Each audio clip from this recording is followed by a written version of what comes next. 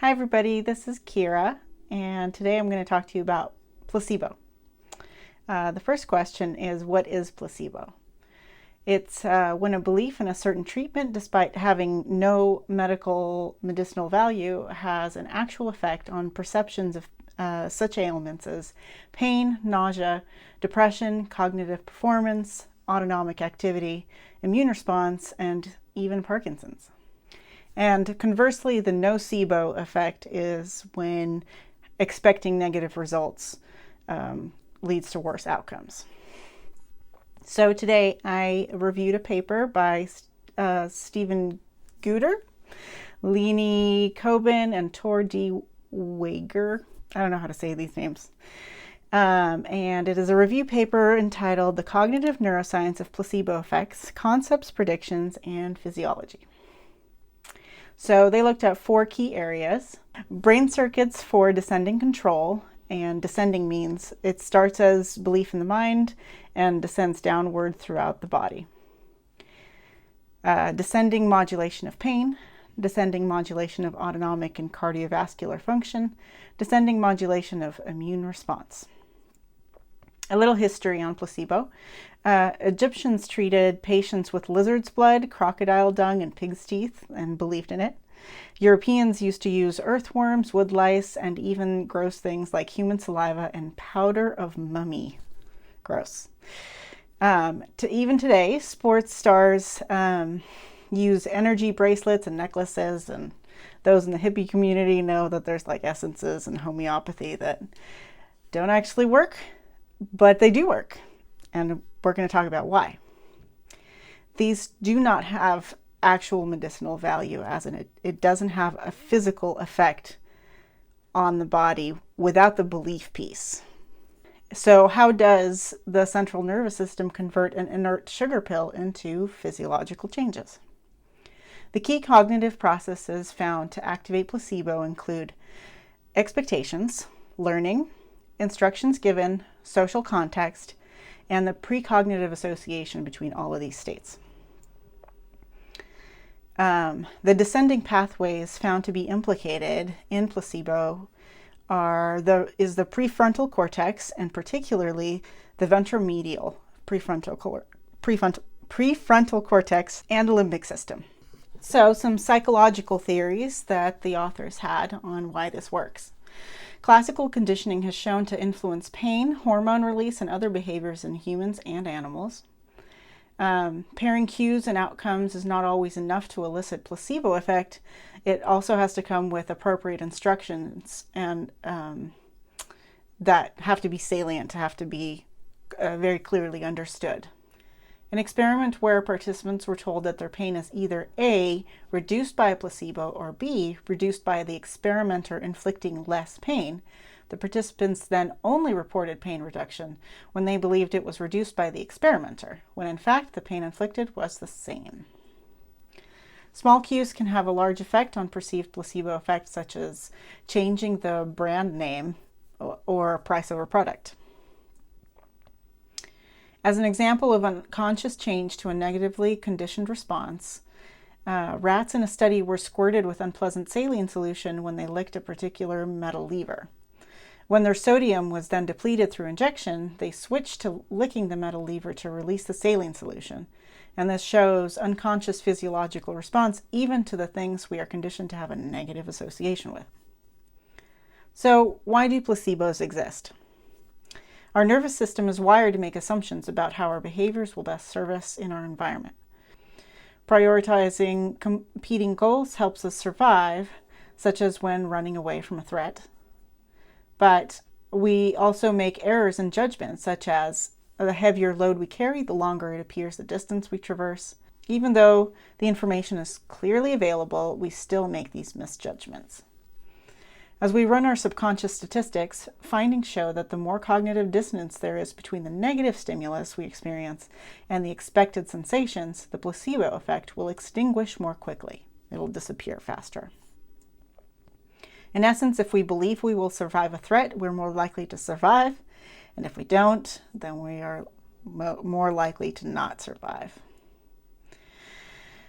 So the ventromedial prefrontal cortex, it is a huge highway, like a switchboard, that integrates massive amounts of sensory inputs from the body and sends out complex instructions. So the first area that the paper really focused on, it was the brain circuits for descending control. And remember, descending means that we start with the brain and go out to the body. Various neurotransmitter pathways can contribute to placebo effects. Several studies have shown that placebo pain reduction led by verbal cues decrease when opioid receptors are blocked.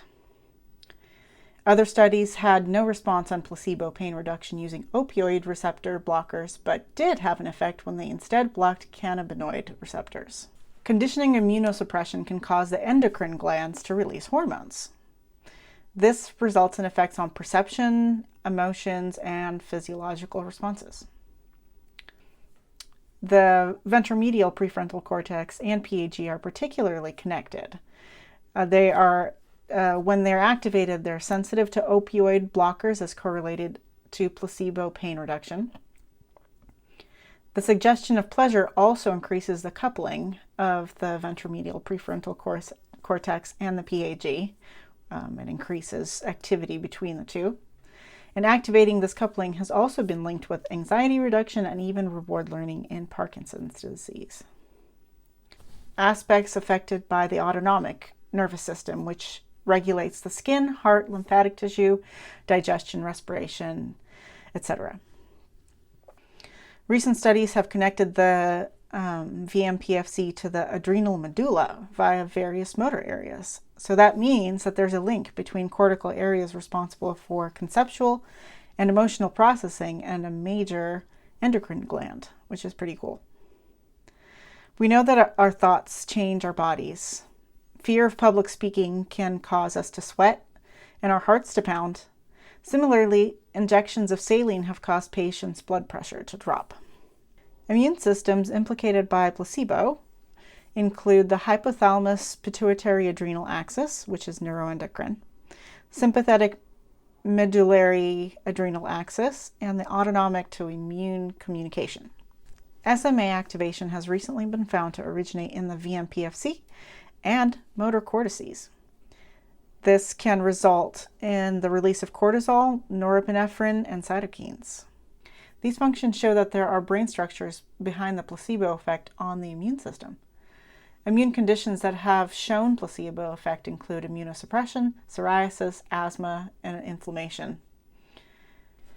So, comparing these descending modulatory pathways, the downstream movement of activity from the amygdala to the hypothalamus and PAG means that it affects the endocrine, autonomic, and nociceptive systems.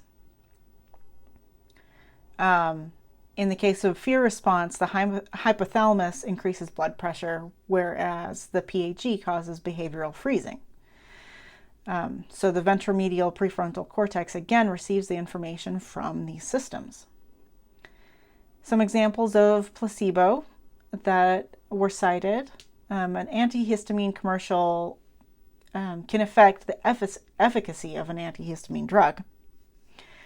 But also the affirmation of beliefs and values was shown to lead to a reduction of blood vessel damage. And I find that really interesting, that just hearing from other people that they agree with your beliefs can heal your body.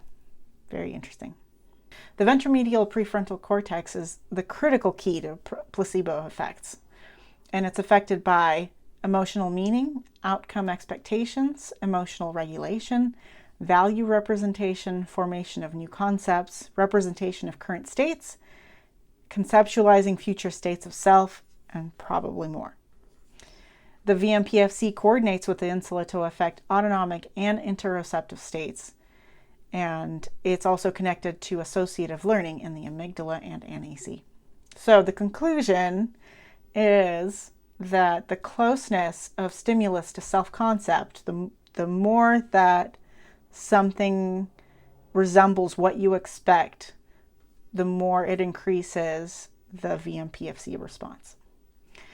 So Dumbo may not have needed that magic feather to fly, but it sure helped him on his way.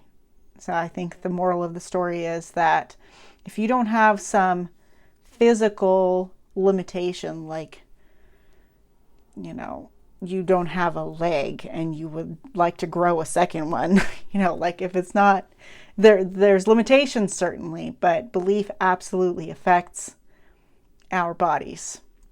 It affects our hormones, it affects our neurotransmitters, it affects our immune system, it affects a lot of things. So, do the hard work, but also stop to rev yourself up, prime yourself to whatever it is that you want to succeed in, because that belief will affect your ability to do it. Till next time.